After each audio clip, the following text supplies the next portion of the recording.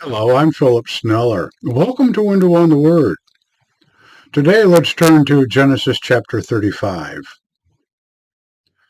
And God said to Jacob, "Rise, go up to Bethel and dwell there, and build an altar there to God who appeared to you when you fled from the presence of Esau your brother." And Jacob said to his household and to all who were with him, "Remove the foreign gods that are in your midst, and purify yourselves and change your outer garments, and let us rise and go up to Bethel, and I will make an altar there to the God who appeared to me in the day of my distress, and has been with me wherever I have gone." And they gave Jacob all the foreign gods that were in their hands, and the earrings that were in their ears. And Jacob hid them under the oak that was near Shechem.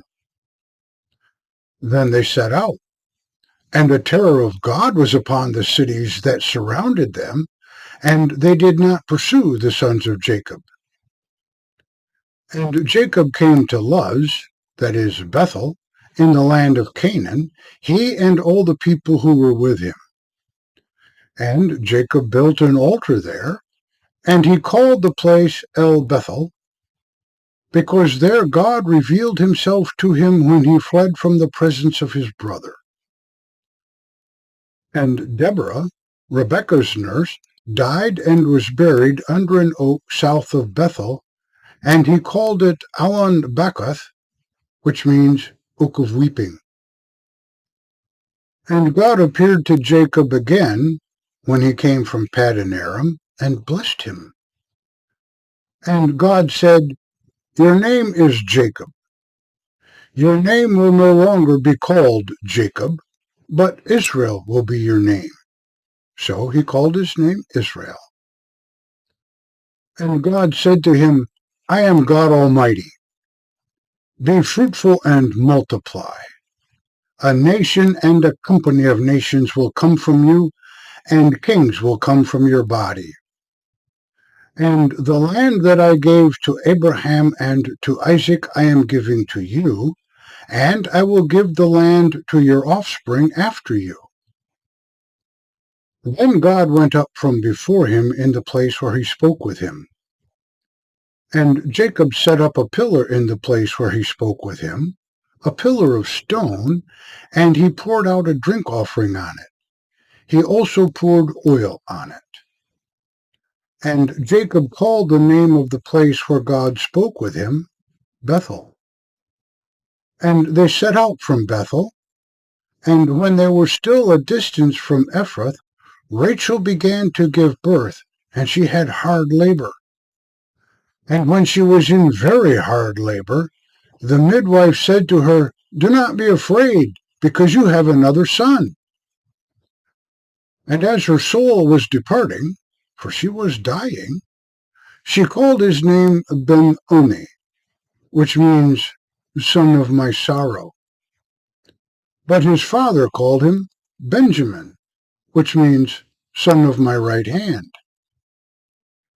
So Rachel died and was buried on the way to Ephrath, that is, Bethlehem. And Jacob set up a pillar over her grave. It is the pillar of Rachel's grave to this day. And Israel journeyed and pitched his tent beyond the tower of Eder. And it came about, when Israel dwelt in that land, Reuben went and had sex with Bilhah, his father's concubine, and Israel heard about it. Now the sons of Israel were 12.